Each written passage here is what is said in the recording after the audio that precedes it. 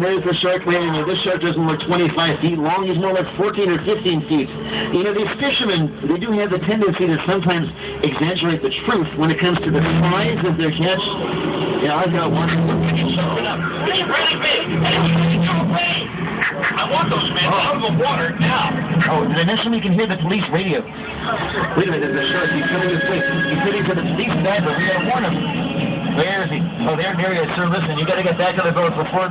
Now, where's the shark go? Oh, he's backing up and coming in for the kill. We're too late.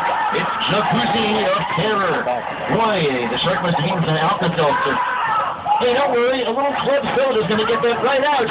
Folks, I'm not going to be on SNL anytime soon, or anywhere where professional comedians do their thing, but we got to get out of here. I think our boys have caught the wrong shark. This means the real Jaws is still out there somewhere. Our only hope will be if he takes the bait attached to the yellow buoy in the harbor.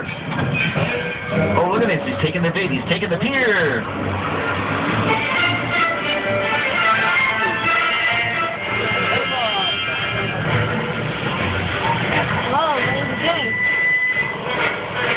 Needs to get a little hotter.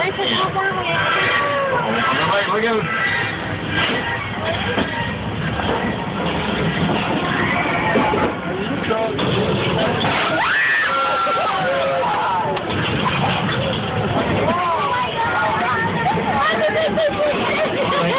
I know the big plastic shark does look pretty phony up close. You know what, though? He's much more reliable as a performer than was Bruce, the mechanical star of the movie show.